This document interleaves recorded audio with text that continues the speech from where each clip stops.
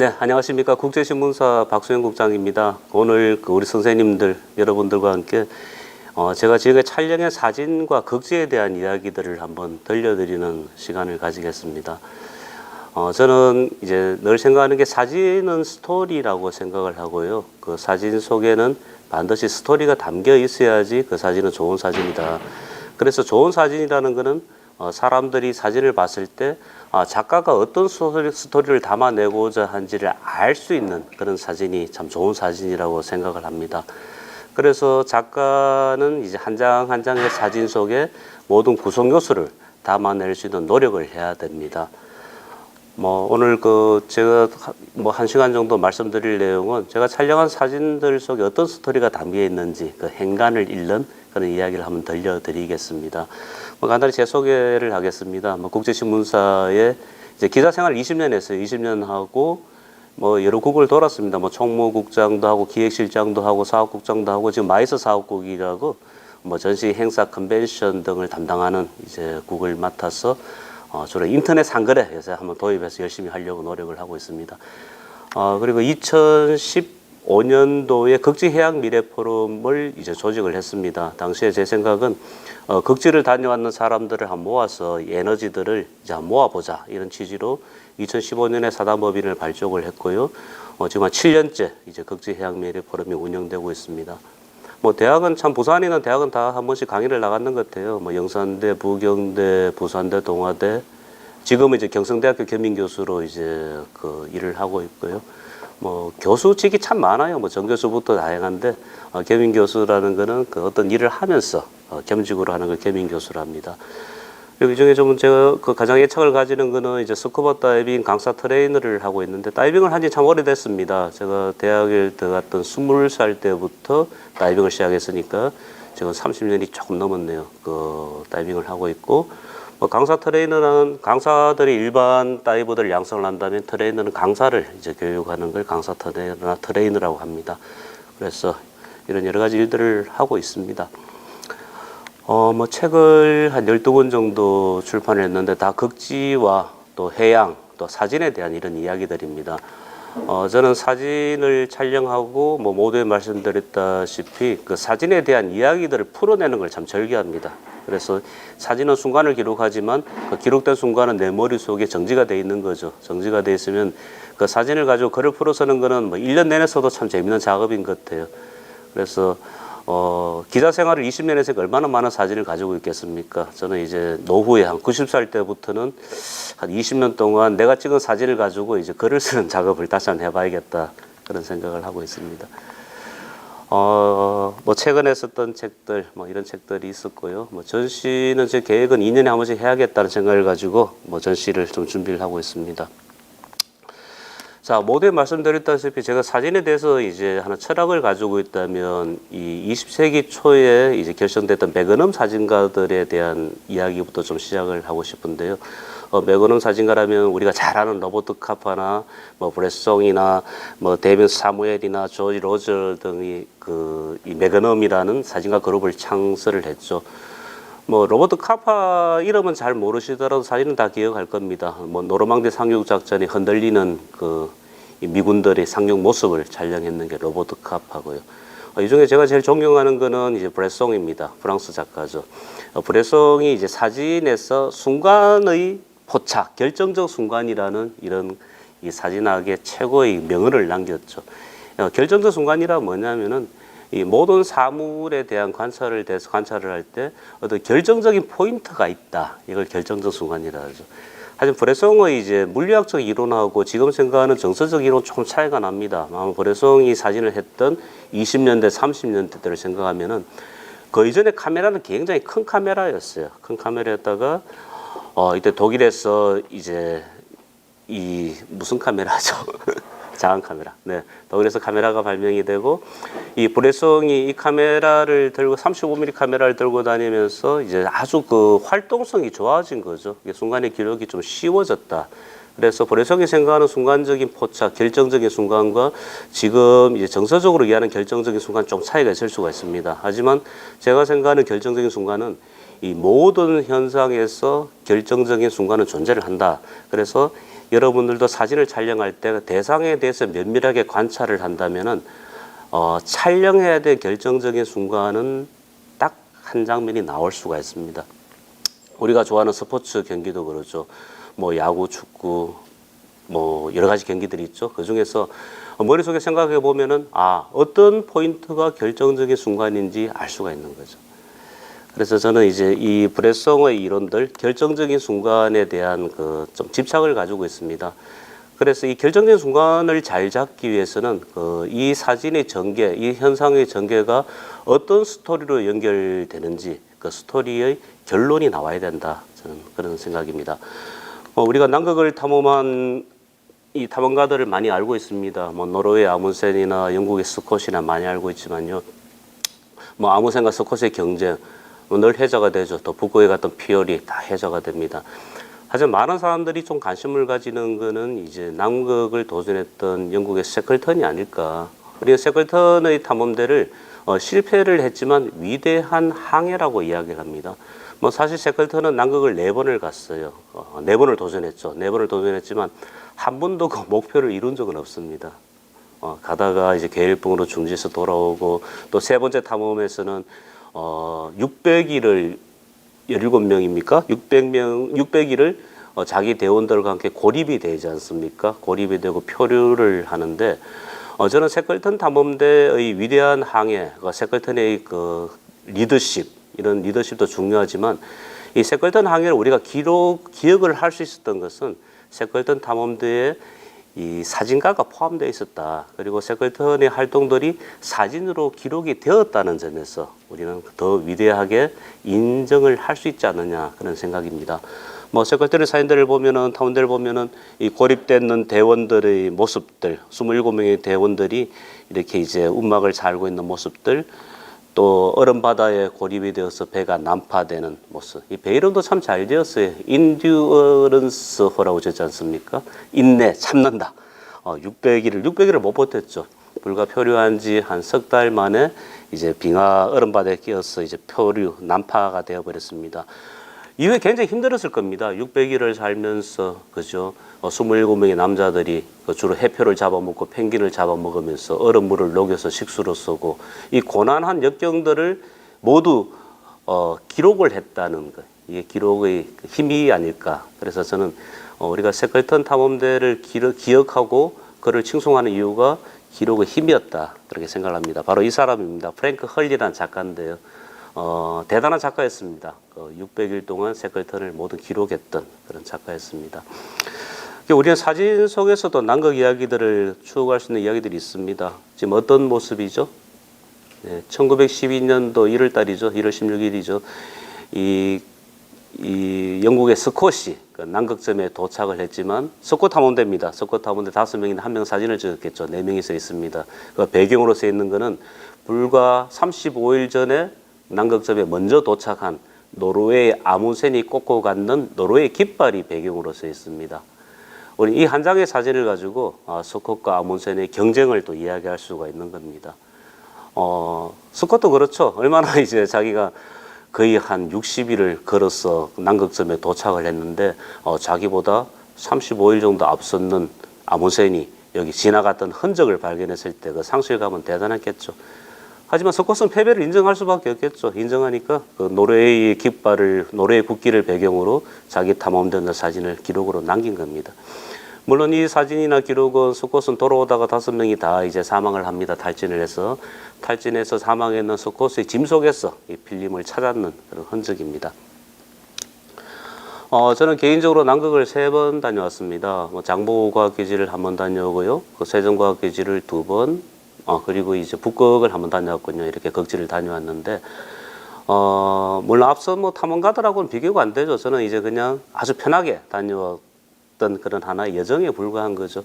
그래서 이제 이 남극과 북극 바다에서 스쿠버 다이빙을 통해서 관찰했다는, 해양생물을 관찰했다는 그 매력들, 그런 기록들이 여러분들과 또 이런 인연을 만들 수 있는 계기가 아닐까 생각합니다. 상당히 추웠어요. 이 남극 바다라는 게 그렇지 않습니까? 뭐 육상의 기온은 세종과학 기준은 그렇게 추운 환경은 아닙니다. 뭐 연평균 기온이 영하 10도에서 영상 1, 2도까지 이제 진폭이 한 10도 정도 차이가 나는 공간이지만 이 바닷속은 좀 춥겠죠. 그런데 절대 온도는 오히려 육상 온도보다 따뜻합니다. 절대 온도는 영상 3도에서 1도 정도 그 정도 범위니까요. 이 민물이 0도에서 온다면은 바닷물 해수는 마이너스 1.9도 정도에서 옵니다. 그러니까 여러분들 보시다시피 이 바다 색깔이 파랗고 바닷물이 얼지 않았다는 것은 이게 절대 온도는 영상 마이너스 1.9도보다는 따뜻하구나 이렇게 알 수가 있는 겁니다. 남극에서 30회를 다이빙을 했는데요. 참 그 힘들었습니다. 뭐가 힘들었냐면은 제일 힘들었던 게 이제 정신적인 약간 공황 상태. 뭐냐면은 아무도 들어가 보지 않은 바다이기 때문에 이 바다 속 환경을 모르지 않습니까? 또 어떨 때는 해빙을 삼각형으로 그 톱으로 자르고 구멍 속으로 들어가서 로프를 잡고 하는 다이빙이기 때문에 이 안에 어떤 해류가 지나갈지 어떤 조류가 있을지를 모르니까 내가 줄이 끝날 때까지 풀려갈 수도 있는 문제고 어떤 문제를 부닥칠지 모르지 않습니까? 또 여기는 또 이제 강력한 포식자의 레오파드 해표가 있습니다. 사실 이제 2000년도 초반에 그 프랑스 해양과학자가 이 레오파드 해표에 물려서 한번 그 사망을 한 사건이 있었어요. 그래서 이제 이 자기들 영역 속으로 들어가서 사람이 활동한다는 건 굉장히 부담이 되는 어떤 활동일 수 있습니다. 근데 이때 외로웠던 게 같이 다이빙할 사람이 없었다는 게 더 힘들었다. 물론 그 남극에 이 다이빙 전문 대원이 있지만 저는 이제 이때 한 30회 정도 다이빙을 했는데 내가 하고 싶은 다이빙 수중 촬영 조건에 이분을 계속 활동을 같이 하게 할 수는 없지 않습니까? 이분도 자기 일이 있기 때문에. 대부분의 다이빙을 제가 혼자 진행을 했습니다. 그래서 밖에 텐드라면 망을 보다가 제가 이제 그 얼음 이 비탈을 올라오는 모습이 하도 재밌었던지 이렇게 촬영을 했었어요. 저는 괜히 힘들었는데요. 아무튼 그런 식으로 이제 다이빙을 진행을 했었고요. 뭐 어려운 점만 있었던 건 아니었죠. 뭐 빙산 위에 올라가서 이제 다이빙을 마치고 빙산에서 휴식을 했던 이런 추억들도 좋은 기억들입니다.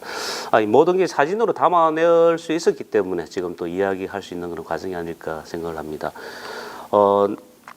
이 화석이 어떤 화석인지 우리 선생님들은 아시죠? 무슨 화석입니까? 네, 리스토로사우루스 화석입니다. 리스토로사우루스는 송아지 크기만한 공룡인 건 우리는 다 알고 있습니다. 근데 이 리스토로사우루스 화석이 1969년도 남극 횡단 산맥에서 발견되었다는 사실은 대단한 그 지질학적 의미를 가지고 있습니다. 우리는 뭐 남극에 대해서 학습을 하신 분들은 다 아실 겁니다. 뭐냐면은 이 옛날에 남극 대륙이 어떻게 생겼는지에 대해서 모두들 궁금증을 가지고 있었어요. 궁금증을 가지고 있었는데 도대체 그럼 남극 대륙은 어떻게 생겼을까? 제임스 후크는 1851년에 제임스 후크라는 과학자가 있었어요. 그 제임스 후크는 아마 남극 대륙에 있는 그 식물상과 남아메리카 대륙, 호주 대륙에 있는 식물상이 좀 비슷하다는 근거를 가지고 대륙이 이동을 했을 것이다 하는 이야기를 하게 됩니다. 근데 제임스 후크의 이야기는 정설로 받아들여지지 않았어요. 아마 그럴 수도 있다 하는 가설이었죠. 하지만 이 가설이 좀 연구가 진행되고 남극을 20세기 이후에 많이 찾게 되고 어떻게 보면 제임스 후크 1851년 19세기 중반의 제임스 후크의 대륙 이동설의 가설이 이 정설일 수도 있다 이런 의심을 가지게 돼요. 그러다가 1969년도에 대단한 발견을 하게 되는 거죠. 남극 횡단 산맥에서 이 리스토로사우루스 화석이 발견이 된 거예요. 근데 아까 말씀드렸다시피 이 리스토로사우루스는 송아지 크기만한 공룡인데 헤엄을 못 쳐요. 그렇다면 이 바다와 대륙간 대륙이 바다로 막혀 있는 남극 대륙에 리스토로사우루스가 살았다는 것은 옛날에 대륙들이 연결되어 있었다는 증거가 되는 거죠. 사실 리스토로사우루스는 남아메리카나 아프리카나 호주나 인도에서도 발견이 되는 그런 화석입니다. 그래서 이제 이 제임스 후크의 가설이 1969년 리스토로사우루스 화석이 발견됨으로 인해서 정설이 되는 겁니다. 자, 우리는 이제 이런 학생들과 수업을 하거나 또 남극 대륙의 이동에 대한 곤도와나 대륙으로부터 떨어졌는 땅덩어리라는 이야기를 리스토로사우루스 사진을 가지고 이야기를 할 수가 있는 겁니다. 자, 실제적으로 지금 남극 대륙에는 많은 그 나무 화석들이 발견되고 있습니다. 뭐 나무가 산다는 거는 옛날에 남극 대륙이 나무가 살 수 있을 정도의 환경이었다는 하나 방증이 되는 거 아니겠습니까? 지금 사실 남극 대륙은 엄청 큰 땅덩어리입니다. 우리나라 대한민국 한반도 면적이 62배 정도가 되죠. 이 62배가 되는 큰 땅덩어리가 평균 2,000m 되는 두께의 얼음으로 덮여 있습니다. 그런데 이 얼음으로 덮여 있는 남극 대륙 전체 면적의 98%가 얼음으로 덮여 있는데 이 얼음으로 덮여 있는 곳곳에서 이런 이 나무 화석이 발견된다는 것은 지질학적으로는 엄청난 발견이 되겠죠. 자, 이 어떤 모습 같아요? 사람들은 이제 우리 청소년이나 어린이들은 남극의 상징이라면 펭귄을 이야기 많이 하죠. 또 펭귄이라면은 귀엽다, 예쁘다 뭐 이런 생각들을 많이 하는데요. 사실 이 혹독한 환경이죠. 이 혹독한 환경이니까 이 펭귄들도 생존을 위해서는 정말 형제끼리, 가족끼리도 치열하게 이 다툼을 한다. 치열한 생존을 한다. 약간 사진 속에 이 행간을 잃는다면 사진 속에서도 어떤 스토리가 담겨 있구나 의미를 말씀드릴 수 있다고 했었는데요. 이 사진을 보면은 어떤 모습 같이 보여요? 네, 앞에 있는 게 이제 젠두 펭귄, 어미 펭귄이고 뒤에 있는 게 엄청 성장한 새끼 펭귄들입니다. 물론 처음 태어났을 때 굉장히 작겠죠. 근데 한 달 반 정도만 지나면은 어미보다 키가 더 큰 성장한 새끼가 됩니다. 이 새끼가 힘도 세요. 또 여러분들 아이들 키워보면 알지만 아이들이 얼마나 활동량이 많습니까? 다이나믹해, 에너지자익하고. 근데 애들은 한 가지 딱 하나, 깃털이 아직까지 솜털이라서 물속에 들어가서 수영을 하지 못한다 뿐이지 먹는 양이나 활동은 어미보다 더 다이나믹합니다. 그래서 앞에 있는 어미가 바다에 가서 크리를 잡아오는 것을 기다렸다가 두 마리를 넣으니까요. 두 마리 형제가 어미를 덮치는 겁니다. 우리는 어미새가 새끼새에게 아주 평화롭게 먹이를 주는 걸 상상하지만 그렇지 않더라는 거죠. 새끼가 어미를 덮쳐서 어미에게 이 새끼를 크리를 뺏어 먹는 그런 형태였다. 지금 제가 전시를 할 때 이 사진 제목을 이제 조금 그 아이들 눈높이 맞춰서 펭귄의 나들이라고 부드럽게 썼지만 사실은 이 엄마 개 섞으라 이게 더 맞는 것 같아. 앞에 어미가 도망을 가는 거야. 막 도망가고 새끼가 두 마리 막 크리를 내놔라고 쫓아가는 거예요. 그러니까 두 마리 쭉 가다가 한 마리가 다른 형제의 발을 걸고 넘어지고 난립니다. 뒹굴고 부러지고 이러다 뛰다 하면 다리도 부러지거든요. 부러지고 한 마리가 결국 어미를 따라잡아요. 따라잡아서 저는 가만히 관찰할 때 아주 평화롭게 해서 어미가 새끼에게 먹이를 줄까? 절대 그렇지 않다라는 거죠. 어미를 잡으면은 저는 새로운 발견을 했는데 뭐냐면은 이 새끼 펭귄이 어미 부리를 계속 자극을 줍니다. 자극을 주고 어미는 입을 안 벌려요. 잘 안 벌리니까 어미 부리 사이로 자기 부리를 집어넣어서 지렛대처럼 어미 입을 벌려요. 벌린 다음에 이 사진하고 과정을 보면 그렇습니다. 벌린 다음에 새끼가 어미 목에다가 자기 부리를 뒤밀어요. 우리가 손가락을 목에 넣으면 깨악질을 하죠. 털을 하죠. 그거하고 비슷하더라고요. 새끼가 부리를 어미 목젖을 자극을 하든지 이제 이 목젖을 건드리니까 어미가 먹이를 주려고 주는 게 아니고 토를 하는 거예요. 그래서 깨악질을 하듯이 토를 하니까 크릴이 뱃속에 있는 크릴이 줄줄줄 나와요. 그래서 저는 이게 과연 어미가 새끼에게 먹이를 먹이는 건가? 아니면 새끼가 어미의 뱃속에 있는 크릴을 어떻게 뺏어 먹는 건가? 그중에 힘센 새끼가 뭐 그런 약간 행간도 한번 생각을 해봤는데요. 그래서 이제 제가 그때 같이 갔던 우리 선생님이 의사 선생님이 펭귄을 해부했는 사진을 저한테 한번 전해줬습니다. 저는 굉장히 고맙게 사진을 받았는데 펭귄 배를 해부하면은 펭귄이 먹이를 먹고 소화시키기 위한 과정이라기보다는 펭귄 배는 거대한 이 크릴의 저장 통끝이 보이더라는 거죠. 이 안에 자기 몸무게의 거의 3분의 2 정도 되는 크릴이 안에 그냥 저장돼 있는 거예요. 저장돼 있으니까 이 저장되는 크릴을 자기 의지로 뱉어내기는 게 힘들 것 같아요.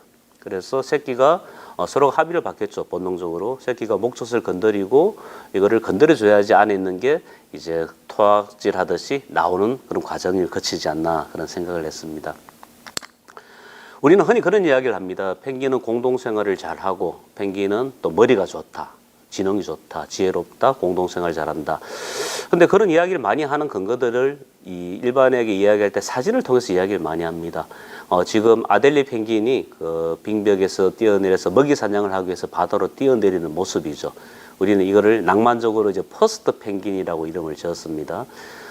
펭귄 학자들은 이렇게 이야기를 합니다. 그 한 무리에 있는 펭귄들 중에서 오늘은 누군가가 뛰어내려서 자기 희생을 담보로 조직을 보존하기 위한 그런 운명의 카테고리가 있을 거다.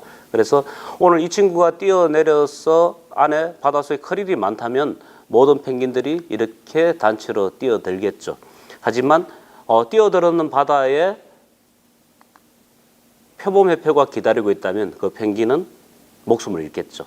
그러면 자기 친구 펭귄이 죽는 모습을 보면은 다른 펭귄들은 뛰어내리지 않겠죠. 그래서 아마 펭귄들은 정말 머리가 좋은 것 같아요. 머리가 좋고 또 오랜 역사 동안 서로 단체 생활, 공동 생활을 하는 것을 체질적으로 습득을 하지 않았을까, 이런 거를 최소의 희생으로 종족을 보존하는 본능을 가지고 있지 않을까, 그런 생각을 하게 됩니다. 우리가 이런 이야기를 할 수 있는 것도 다 사진의 힘이겠죠. 사진을 통해서 이런 걸 다 하나씩 증명을 하는 거죠. 제가 아까 말씀드렸다시피 남극을 3번을 다녀왔는데요. 이 공부를 정말 많이 한 건 남극에 가서 공부를 하는 게 아니고 다녀와서 하는 게 아니고 가기 전에 하는 겁니다. 가기 전에 책도 많이 보고 논문도 보고 기사도 보고, 그리고 내가 공부하고 봤던 이야기 스토리들을 가서 현장에 가서 사진으로 증명을 하는 겁니다.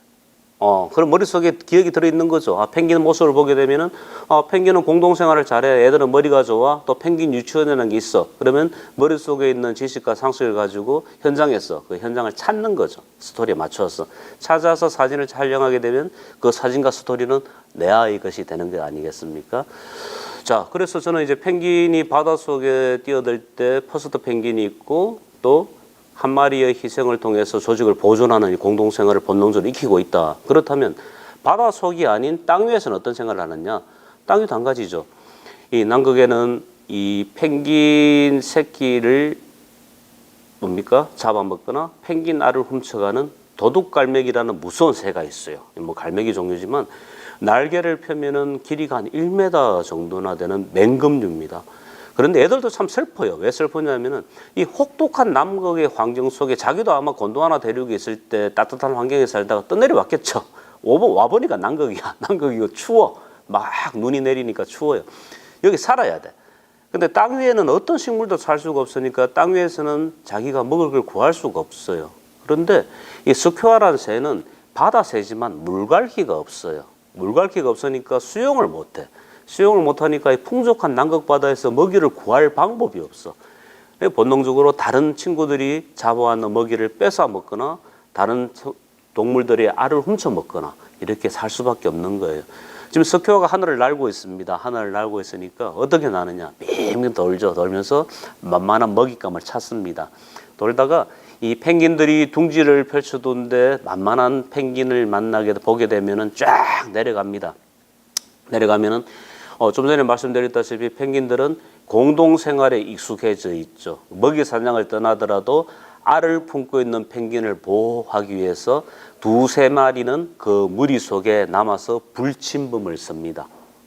그러면 스퀘어가 쫙 목표한 펭귄을 보고 날아가서 알을 훔쳐 가려고 하면은 이 펭귄이 소리를 지르겠죠. 꽉꽉 소리를 지르겠죠. 그럼 이제 불침범을 서고 있는 힘센 젊은 펭귄 한 2-3마리가 달라들어서 스퀘어를 몰아냅니다. 정말 힘의 균형이 잘 맞춰져 있어요. 저는 이 힘의 균형이 잘 맞춰져 있다, 이런 공동생활을 한다는 것을 어떤 책을 보고 이제 이야기를 들었어요. 듣고 내가 들은 이야기가 정말 맞는가 사진으로 증명을 해야 되잖아요. 그래서 펭귄 마을에 한 3일 정도 앉아서 정말 그런가 앉아서 보는 거죠. 보니까 정말 그런 모습이 보이는 거야. 스퀘어가 빙빙 돌다가 내려가니까 펭귄이 살려달라고 도와달라고 소리를 지르고 옆에 보초를 서고 있던 힘센 펭귄들이 달려와서 스퀘어를 밀어내는 거예요. 그럼 결론은 뭐냐? 스퀘어와 펭귄이 1대1로 싸우면 스퀘어가 이깁니다. 그죠? 하지만 펭귄 2마리 정도가 스퀘어에게 대항하면 펭귄이 이깁니다. 이게 남극의 이제 이 생존의 비밀인 거죠. 둘 다 자연이에요. 둘 다 자연이니까 모든 스퀘어가 펭귄 알을 다 훔쳐 먹어버리면 펭귄은 멸종하겠죠. 하지만 모든 펭귄이 스퀘어를 다 밀어내버리면 스퀘어가 멸종하겠죠. 그런데 서로 적절한 긴장 관계 속에서 1대1로 싸우면 석회화가 이기게 만들고 2대1 이상으로 싸우면 펭귄이 이기도록 만들어놨는 힘의 균형 관계가 있으니까 남극 대륙에는 절대 다수의 개체가 우정을 차지하지 않고 적절한 수의 펭귄과 적절한 수의 석회화가 서로 균형을 맞추고 있더라, 이런 이야기죠. 지금은 이 펭귄이 방어에 성공했습니다. 이 사진은 허점을 보인 펭귄이 알을 잃어버린 사진이에요. 석회화도 공격하다 하니까 이제 숙달되죠. 한 마리가 앞에서 막 둥지를 짝깍 괴롭힙니다. 그럼 펭귄이 앞만 신경 쓰고 있겠죠. 앞만 신경 쓸 때 잽싸게 뒤로 돌아서 알을 딱 훔쳐갑니다. 알을 훔쳐가니까 애들은 날개가 있으니까 알을 훔쳐서 날아갑니다. 날아가서 좀 떨어진 데서 이제 알을 두 마리가 같이 협공을 했으니까 두 마리가 나누어 먹습니다. 막 신이 났죠. 막 나누어 먹고 난 다음에 막 춤을 추는 모습이에요. 알을 뺏긴 펭귄은 어떻게 될까? 우울하겠죠. 자기가 1년 농사 2개 알을 낳았는데 하나를 잃어버렸어. 그러면 사냥을 떠나고 돌아오는 그 자기 짝지가 봤을 때 얼마나 놀라겠어요. 그런 걱정을 하고 있는 거예요. 그래서 지금 자기 알을 찾는다고 빙빙빙빙 둥지를 돌고 있는 겁니다. 이제 둥지를 빙빙 돌고 있으니까 동료 펭귄이 와서 위로해주는, 내 눈에 위로해주는 것은 보였어요. 막 뛰어오고 달려오고 빙빙 도는 펭귄을 보도 주고 위로를 해주는 그런 모습입니다. 이런 풍경들은 이제 남극 세종과학기지에 가면 흔하게 볼 수 있는 풍경입니다. 근데 세종과학기지는 좀 전에 말씀드린 대로 이제 위도가 62도 정도가 되니까요.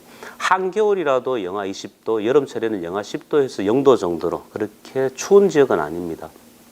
하지만 위도 74도에 위치하고 있는 장보고과학기지는 정말 추워요. 1년 평균 기온이 영하 30도 정도. 추운 겨울철에는 영하 한 45도 정도까지 떨어지는데요. 장보고과학기지는 참 흥미로운 것이요. 그 장보고과학기지에서 헬리콥터를 타고 한 10분만 가면은 그 케이프 워싱턴이라는 만이 있는데 여기가 남극에서 황제 펭귄들이 가장 많이 모여 사는 곳 중에 한 곳입니다. 이런 거를 이제 아스파 남극 환경 보호구역이라도 하고 황제 펭귄 군서지라고 하는데요. 제가 장보고과학기지 갔을 때 이제 헬기를 타고 황제 펭귄들이 사는 곳을 한 2번 정도 찾아갔었습니다. 하루는 이제 작정을 하고 갔어요. 좋다, 내가 그러면 여기까지 왔는데 일출부터 석양까지 하루 24시간을 여기 있어 보자. 요날이 영하 한 25도 정도가 됐는데 그렇게 춥진 않았어요. 영하 한 25도 정도가 됐는데요. 한번 있으면서 석양을 한 찍어봤습니다. 석양을 배경으로 이 황제 펭귄 가족이 모이는 거죠. 왜 모이냐면은 낮 시간 동안에 크릴 사냥을 나갔던 짝지가 어느 게 암컷인지 수컷인지 몰라요. 짝지가 돌아오니까 짝지를 환영하는, 반기는 그런 모습입니다. 뽀뽀를 하고 있잖아요. 반기는 모습이고 옆에서 새끼들이 엄마 아빠 뭐 하는지 보고 있는 모습이고요. 그래서 처음 도착했을 때 이 사진을 찍었습니다. 일출이죠. 일출에 황제 펭귄 가족들이 쫙 늠름해 보이죠. 그 한 마리는, 2마리 중에 한 마리는 이제 곧 크릴 사냥을 하기 위해서 바다를 떠날 겁니다. 떠나기 전에 이제 늠름한 자태를 보이고 있는 거죠. 남극에 전 세계 한 18 정도 펭귄이 발견되잖아요. 그 중에서 남극권에서는 7종의 펭귄이 발견이 되는데 7종 중에서 유일하게 그 남극에서 새끼를 낳는 펭귄은 황제 펭귄밖에 없습니다. 우리가 뭐 종이 제일 많은 아델리 펭귄이 종이 제일 많지만 애들도 남극의 겨울이 시작되는 4월, 5월이면 따뜻한 북쪽으로 떠나죠. 또 뭐 젠투 펭귄이나 치스트릿 펭귄이나 다 이제 북쪽으로 떠납니다. 좀 더 남쪽에, 좀 더 북쪽 따뜻한 지역에 사는 임금 펭귄이나 로고프 펭귄, 또 마카로니 펭귄도 이 남극에 잠시 머물지만 겨울철에는 북쪽으로 떠났다가 여름이 시작되는 11월이면 돌아오는 이라는 철새의 개념입니다. 하지만 지금 사진에 보시는 황제 펭귄은 1년 내내 대륙을 지킵니다. 지킬 뿐만 아니라 이 5월달 그 추운 남극의 겨울에 알을 넣고 알을 부화까지 시키는 남극의 진정한 주인공이라 할 수가 있겠죠. 2마리가 이제 일출을 배경으로 이 황제 펭귄 가족이 일출을 배경으로 늠름하게 서 있는 모습입니다. 제가 좋아하는 사진 중에 하나인데요. 저는 이 사진을 촬영을 하고 이제 애들에게 이 작품 제목을 이제 로얄 패밀리라 졌어요. 왜냐면은 케이프 워싱턴에서 이제 수치적으로 한 15,000에서 2만 마리 정도 황제 펭귄이 살고 있습니다. 근데 저는 이제 사진가의 특권은 그겁니다. 내가 어떤 사람을 촬영할지 누구를 찍을지를 내가 선택할 수 있다는 게 사진가의 특권입니다. 그래서 사진가는 계급 위에 격업이라 하죠. 내가 지정하는 사람을 촬영할 수가 있잖아요. 내가 모델을 픽업할 수가 있고. 이게 15,000마리의 황제 펭귄을 쭉 둘러보고 애들이 제일 늠름해 보였어. 그러니까 이 가족 앞에서 한 1시간 정도 기다렸는 것 같아요. 기다리면서 애들이 어떻게 표정을 취하는지 한번 봤어요. 보니까 나의 카메라를 인식을 한 듯 의식을 한 듯 가장 늠름한 표정을 지어준 겁니다. 그래서 저는 얘들에게 로얄 패밀리라 이름을 지은 거죠. 자, 케이프 워싱턴에 도착은 이제 헬리콥터를 타고 도착을 합니다. 근데 이제 황제 펭귄은 대단한 펭귄 같아요. 키도 한 1m 20에서 30 정도. 제하고 쓰면 제 이제 가슴 정도까지 올라오는데요. 힘이 굉장히 세요. 그래서 남극을 탐험했던 옛날 탐험가들이 다른 펭귄들은 쉽게 잡아서 이제 식량으로도 쓰고 또 해표 기름을 끓여내는 연료로도 사용을 했는데 황제 펭귄은 힘이 세기 때문에 잡기가 어려웠다고 해요. 애들이 날개를 펴고 한번 이 사람에게 대항하게 되면은 사람이 뼈가 부러질 정도로 그 정도 강한 힘을 가지고 있다 그래요. 근데 황제 펭귄은 진정한 남극의 주인공이라는 그런 자부심이 있는 것 같아. 헬리콥터를 타고 케이프 워싱턴에 내리게 되면 이 황제 펭귄들이 쫙 바닥으로 몰려옵니다. 그럼 헬기 조종사가 이 황제 펭귄이 다칠까봐 바운스 착륙을 해야 돼. 쫙 내려오는 척 하다가 황제 펭귄이 쫙 몰려오면은 옆으로 이동해서 쫙 내려줘야 돼요. 그러지 않으면 펭귄들이 다치겠죠. 그러면 급하게 한 100m 옆으로 이동해서 헬기가 내리면 이쪽에 모이던 황제 펭귄들이 쫙 또 뛰어옵니다. 뛰어오는 게요. 그래서 여러 가지 이야기들을 해요. 아마 황제 펭귄이 사람을 환영하는 걸 거다. 이런 이야기하는 사람이 있고, 황제 펭귄이 침략자에 대응하는 것일 거다. 이렇게 이야기하는 것도 있는데, 제 생각은 이 사진으로 좀 풀이를 해봤어요. 회기를 내려서 걸어가면 황제 펭귄이 졸졸졸 따라옵니다. 요새 이제 무궁화 꽃이 피었습니다. 게임 있지 않습니까? 오징어 게임처럼 딱딱 따라오다가 딱 돌아보면 딱 멈춥니다. 멈추고 사람이 또 걸어가면은 또 따라옵니다. 따라오다 사람이 빨리 걸어가면은 배를 바닥에 대고 막 셀매를 타고 막 와요. 오다가 딱 돌아보면 또 멈춰. 딴전을 피하여. 그래서 저는 이제 황제 펭귄이 약간 샤이하다. 약간 부끄러움을 타지만 호기심이 굉장히 많은 동물일 거다. 그래서 사람과 친하게 지내고 싶은 노력을 하는 것 같아요. 뭐 일설에서 뭐 환영한다, 또 뭐 대응한다, 싸우고 하지 않다 이런 내용이 아니고 단지 호기심. 그래서 저 동물은 뭐 사람을 보면 애들도 동물로 보이잖아요. 저 동물은 뭐지 하고 따라오다가 딱 돌아보면 부끄러우니까 딱 멈추고 그런 내용이 아닐까 그렇게 생각합니다. 사실 이제 그 해안가에 사는 펭귄들은 사람으로부터 공격을 많이 받았어요. 그 뭐 아문센 탐험대나 스콧 탐험대나 셰클턴이 600일 동안 남극에서 버틸 때 얼마나 많은 펭귄을 잡아먹었겠습니까? 뭐 셰클턴의 기록에 보면 거의 10,000마리 이상을 잡아먹었다 그래요. 또 물개 사냥꾼, 해표 사냥꾼들이 물개와 해표를 사냥해서 물개와 해표를 데리고 오는 것이 아니고 물개와 해표를 사냥해서 그 기름을 짜내는 거거든요. 그럼 코끼리 해표 같은 경우 뭐 3톤이나 되는 수컷 코끼리 해표를 잡아가지고 잘게 썰어서 끓여야 되잖아. 끓이기 위해서는 펭귄 기름만큼 좋은 기름이 없는 거죠. 그럼 펭귄을 잡아가지고 기름을 짜내가 그 기름을 이 불을 붙여서 해표 기름을 짜낸단 말이야. 그럼 해표 기름이 더 펭귄 기름보다 더 비싸게 팔리니까 해표 기름을 배에 싣고 가서 유럽이나 아메리카 대륙에서 팔아서 생존을 했단 말이에요. 그렇다면 이 바닷가에 있는 펭귄들은 본능적으로 사람을 피하겠죠. 저 사람들은 우리 선조들을 다 잡아먹었는 그런 나쁜 동물들이야 이렇게 하겠죠. 하지만 황제 펭귄은 좀 더 내륙 쪽에 살고 있었기 때문에 사람의 공격을 좀 많이 받지는 않았겠죠. 그래서 황제 펭귄은 아직까지는 본능적으로 사람에 대한 두려움을 가지고 있지 않을 거다 이런 생각을 합니다. 그래서 사람이 나타나면은 반깁니다. 그런데 연안에 있는 그 젠투 펭귄은 사람이 나타나면요 가까이 가면요 정말 순한 펭귄들이에요. 그냥 도망가요. 하지만 친스트랩 펭귄이나 아델리 펭귄은 사람이 나타나면 막 부리로 공격을 합니다. 많이 당해봤기 때문에 그러겠죠.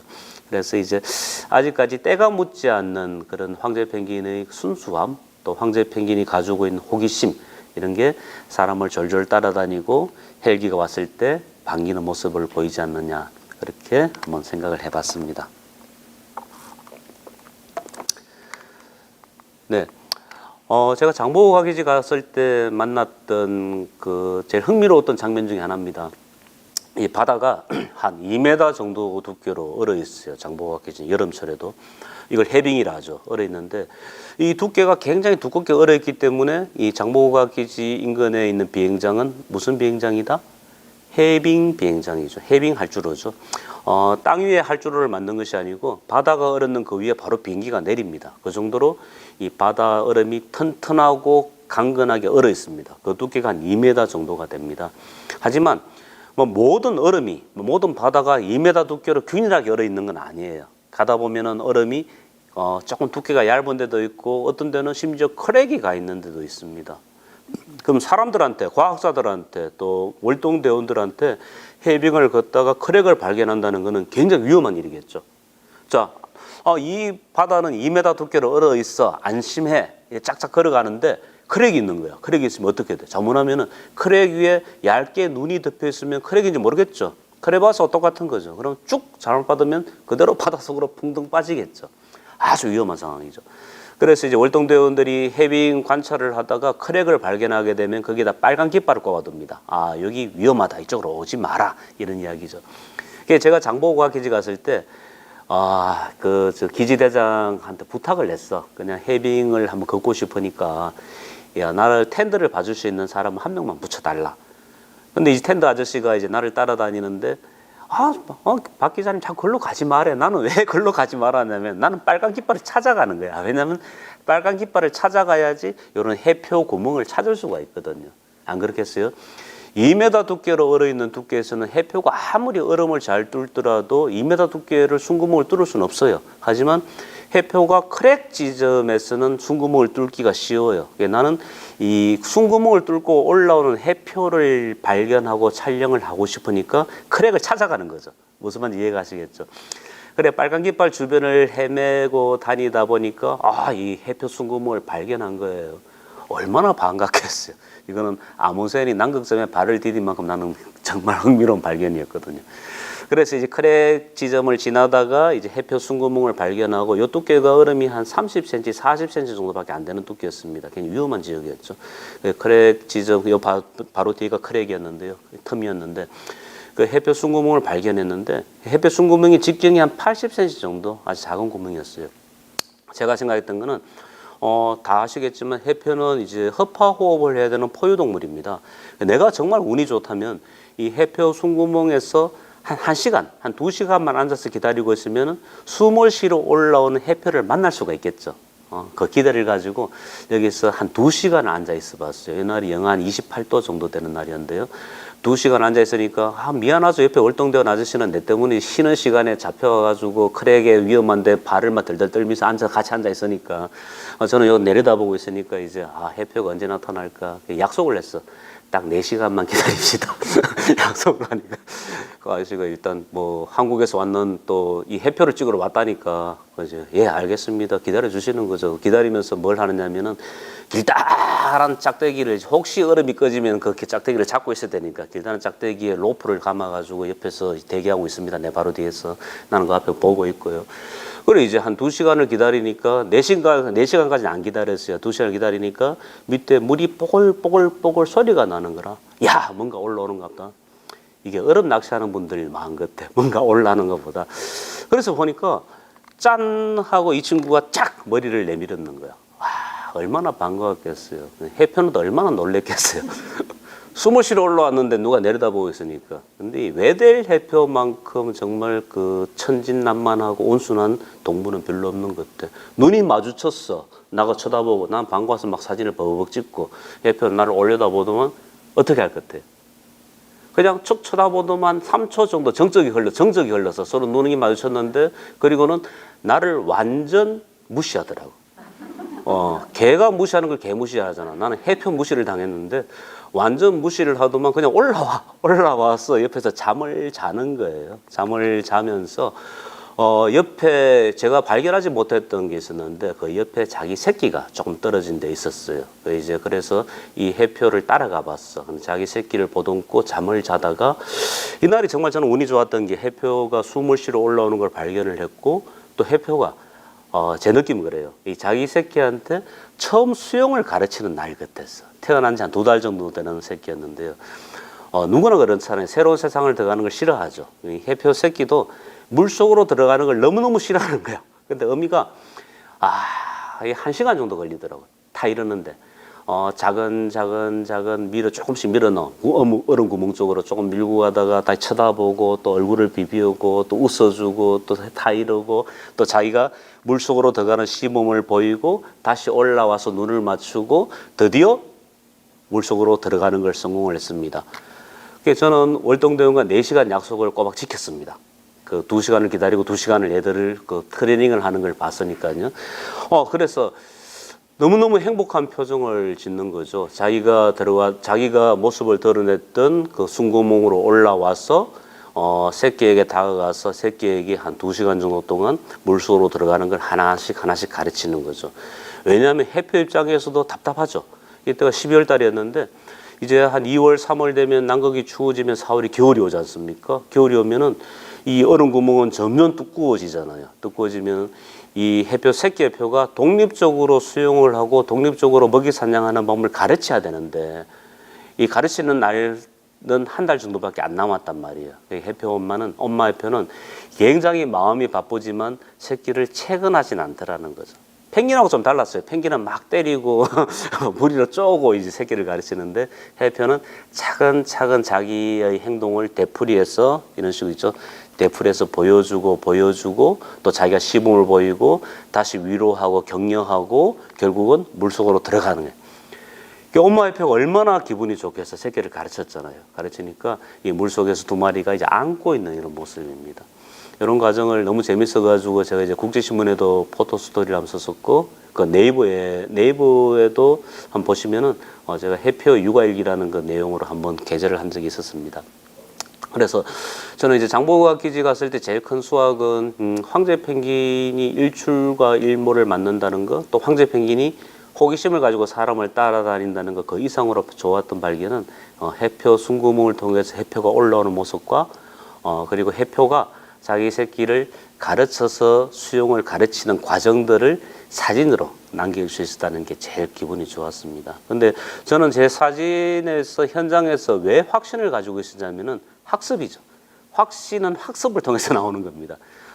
나는 확신을 가지고 있었던 게 남극을 가기 전에 해표의 생활에 대한 책을 많이 보고 이 생활에 대한 스토리를 알고 있었기 때문에 이 스토리를 사진으로 맞추어 나가는 과정이었기 때문에 이렇게 확신을 가지고 학습을 통해서 확신을 가지고 있었던 거죠.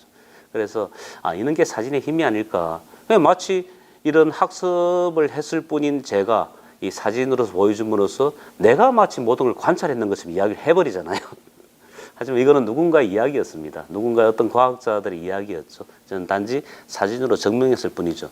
또 하나 더 증명하고 싶었던 게 남극에는 뭐 로스 해표나 웨델 해표나 코끼리 해표나 크레비트 해표나 또 표범 해표, 5종 해표가 사는데 다 육식성 해표고 다른 해표 새끼를 잡아먹는 무서운 해표예요. 하지만 웨델 해표만은 뭐 육식은 육식이죠. 남극 물고기를 잡아먹는 해표니까. 그래서 웨델 해표가 온순한 이유가 물고기만 잡아먹고 산다? 약간의 좀 친화적인 해표다? 근데 이 해표들이 진정한 남극의 주인공이다? 왜 주인공이냐면 다른 4종의 해표는 얼음 구멍에 구멍을 뚫을 수 있는 능력이 없어요. 하지만 웨델 해표만은 송곳니를 얼음에 꽂고 머리를 돌려서 밀링 머신처럼 머리를 돌립니다. 돌려서 숨구멍을 뚫을 수 있는 능력이 있다는 것을 학습을 통해서 알고 있었어요. 그럼 저는 어떻게 해야 됩니까? 내가 학습을 통해 알고 있었던 내용을 사진으로 증명해야 되잖아요. 그래서 그 다음날 이 해표를 다시 찾아갔습니다. 찾아가니까 이날도 운이 좋았어요. 내가 이제 크랙 지점에 발견했던 그 구멍 쪽으로 찾아가서 기다리고 있으니까 정말 이 바다에서 그 수영을 마치고 올라왔던 해표가 다시 물속으로 들어가고 싶으니까 이미 영하 28도가 넘으니까 이 얼음 구멍 가장자리가 얼기 시작했습니다. 얼기 시작하니까요. 이 송곳니를 얼음에 딱 박더만 500kg이나 되는 육중한 몸을 밀링 머신 돌리듯이 이렇게 유연할 수가 없어요. 머리를 막 돌리니까 이 얼음 구멍이 가장자리부터 점점 넓어지고 있는 모습입니다. 아마 제가 단언할 건데 이 외델레포가 얼음 구멍에 이 자기 숨구멍을 뚫는 사진을 저보다 잘 찍은 사람 없을 겁니다. 제가 한 번씩 사진을 이제 걱정우선 보내줘요. 뭐 이런 사진 찍었다 보내주면, 야, 정말 사진 잘 찍어. 너 어떻게 찍느냐. 근데 이제 사람들은 사진에 대해서 잘 찍었다, 못 찍었다, 기계를 이야기해. 좋은 사진기를 가지고 가셨네요. 이런 이야기를. 나의 기다림은 인정을 안 해요. 과정은 모르고 스토리를 만들기 위한 학습과 과정은 모르고, 야, 좋은 사진기를 가지고 가셨네요. 사진기자 출신은 다르네요. 난 사진기자 출신이에요. 근데 나는 사진은 기계적인 언어를 통해서 이 현상을 기록하는 거지만 사진은 스토리와 철학이 없으면은 아무리 좋은 장비를 주더라도 그는 이 촬영이 안 됩니다. 그런 촬영은 CCTV가 더 잘하겠죠. 하지만 자기 스토리를 담아내기 위해서는요, 학습이 반드시 필요하다. 그리고 자기가 학습한 것을 표현하는 게 사진이다. 저는 그렇게 생각을 합니다. 그래서 사실 좋은 장비를 가지고 왔어요. 보통 과학자들이 작은 카메라에 35mm 렌즈 또는 뭐 80, 200 정도, 한 무게가 한 800g 정도, 1kg 정도 되는 그런 렌즈를 가지고 가지만 저는 이때 그 400mm 렌즈의 그 모노포드의 컨버터를 가지고 갔으니까 무게가 한 8kg 정도. 8kg, 제 짐이 많지 않습니까? 많은데 한 8kg 정도 되는 사진기를 한국에서 출발해서 프랑스, 파리, 산티아고, 푼타아레나스, 다시 칠레, 프레이기지 일주일 정도 동안 계속 메고 다녔으니까 뭐 저는 체력이 좋지 않습니까? 그러니까 이제 메고 다니고 또 이 트래킹을 또 이 8kg 되는 렌즈만 8kg니까 카메라 장비하면 다 한 15kg쯤 되겠죠. 그걸 계속 메고 다니니까 메고 다니는 이유가 그렇습니다. 이 한 장의 사진을 촬영하기 위해서 내가 학습했던 내용이 도저히 단렌즈로서는 촬영이 안 되는, 짧은 렌즈로서는 촬영이 안 되는 현상이기 때문에 기록을 위해서는 이 더 큰 카메라, 더 긴 렌즈를 가지고 가야 되는 거죠. 그럼 과학자들은 이런 렌즈를 가지고 가지 않겠죠. 그렇기 때문에 제가 스토리 면에서는 이런 그 전달하는 능력이 더 있지 않느냐, 뭐 미안한 이야기일 수 있습니다. 더 있지 않느냐. 그는 저는 우리나라 과학, 극지 과학을 위해서 제가 가진 사진들을 다 제공을 드립니다. 어느 부분이 필요하다면 다 보내드리고요. 그러니까 지금 혹시 이 영상을 보고 계시는 사진이 필요한 분은 연락을 하십시오. 사진을 보내드리겠습니다. 제가 북극에서 만났던 가장 큰 희열 중에 하나였습니다. 사실 북극을 갔을 때 북극곰을 만나고 싶었어요.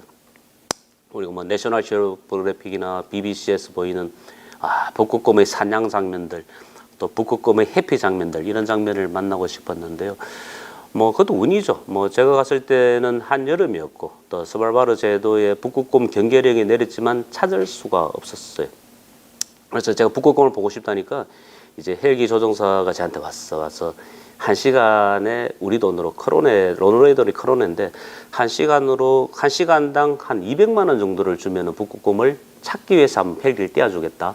그런데 개런티, 보장이 3시간 이상 떼야 된다.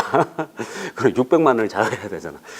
야, 근데 생각했지. 600만 원을 주고 이제 북극곰을 찍을 것인가? 아니면 그냥 이 돈을 가지고 다른 사진을 좀 찍어볼 것인가? 여러 가지 고민을 하다가 포기를 했습니다. 그래서 이제 다른 데 좀 더 집중을 하기 위해서 이제 북극에 있던 한 열흘 정도를 열심히 다녔고요. 그 과정 중에서 한 3일 정도 투자를 했던 게 이제 북극 제비갈매기를 찾기 위해서 투자를 했습니다. 그런데 여러 가지 스토리들이 많았는데 이 북극 제비갈매기에 대한 책과 논문을 봤을 때 가장 흥미를 느꼈던 것은 무게가 120g 정도 되는 새인데 이 새가 지구상에서 가장 먼 거리를 이동하는 새다. 굉장히 흥미로운 이야기였습니다. 그런데 더 흥미로웠던 이야기는 이 북극 제비갈매기가 이렇게 강인한 힘을 가지고 있을 수 있는 것은 어릴 때부터 학습의 육아 방법의 차이가 있기 때문에 그렇다. 그러죠. 모든 새들은 어미가 새끼에게 먹이를 주든가 펭귄처럼 새끼가 어미에게 먹이를 뺏어 먹든가 이렇게 살아가는데 북극 제비갈매기는 독특한 육아법을 가지고 있다는 거예요. 그 논문에 의해서는. 어떤 육아법이냐. 둥지를 만들지 않는다. 그리고 땅에다 알을 놓아서 새끼에게 먹이를 주지 않는다. 바로 주지 않는다. 어떻게 주느냐. 언덕 위에 새끼에게 먹이를 보여주고 잡아왔던 먹이를 언덕 밑에 던져버린다. 그러면 그 새끼는 먹이를 먹기 위해서 언덕을 내려가야 되고 그러면 기다리고 있던 어미가 다시 먹이를 물고 언덕 위에 던져버린다. 그러면 이 북극 제비갈매기는 새끼가 언덕을 내려왔다 올라왔다 왔다 갔다 하다가 다리에 힘이 붙게 되고 다 자기가 답답하니까 날개를 본능적으로 퍼덕이다가 자기가 날게 되는 그런 학습을 하게 된다. 정말 흥미로운 이야기잖아요. 정말 그런가? 그래서 3일을 투자를 했습니다. 그래서 이제 북극제비갈매기를 찾았습니다. 찾아가지고 새끼가 언제 나타나고 어미가 언제 먹이를 물고 올지 모르니까 기다려본 거죠. 기다려보니까 정말 그렇다는 거죠. 그런 거예요. 야, 이 사람 정말 논문 잘 썼구나. 박사할 만하네. 이런 생각을 했습니다. 정말 어미 새끼가 이렇게 먹이를 물고 와가지고 새끼에게 보여줍니다. 그럼 새끼는 입을 쫙 벌리고 있죠. 엄마가 드디어 나에게 먹이를 줄 거야 기대를 하지만 어미는 새끼에게 먹이를 보여주더니 언덕 밑에 정말 던져버리더라고요.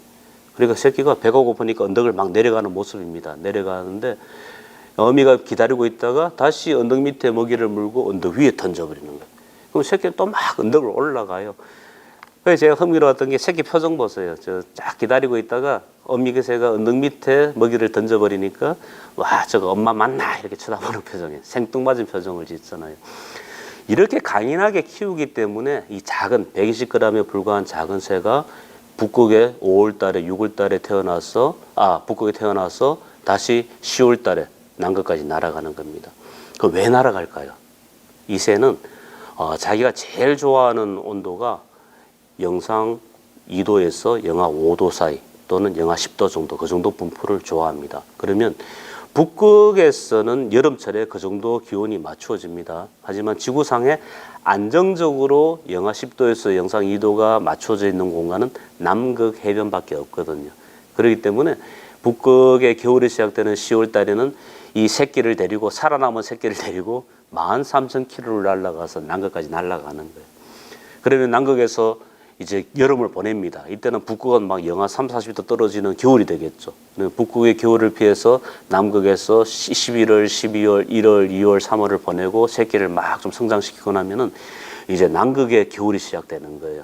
남극의 겨울이 시작되면은 이 지구상에서 다시 여름이 시작되는 북극까지 날아가는 겁니다.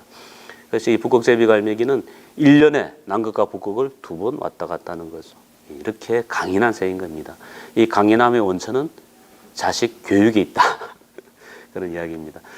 제가 지금까지 남극과 북극에서 봤던 해표, 펭귄들, 또 북극제비갈매기, 또 북극곰도 약간 언급드렸고요. 말씀을 드렸는데, 모두에 말씀드렸다시피 사진의 힘이라는 것은 현상을 기록하는 건 단순한 2차원적인 걸 떠나서 자기가 학습한 내용을 반영을 한다. 이렇게 정리하는 게 오히려 좋지 않을까 그런 생각이고요.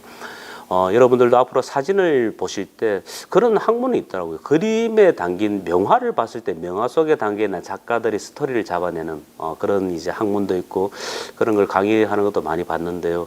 사실은 이제 사진 속에 담긴 이야기를 읽어내는 것도 굉장히 가치로운 작업이 아닐까. 그러면 사진을 찍는 사람들도 이 하나의 그 슈팅을 할 때 한 카트 한 카트 촬영을 할 때 굉장한 의미를 담으려고 노력을 할 겁니다.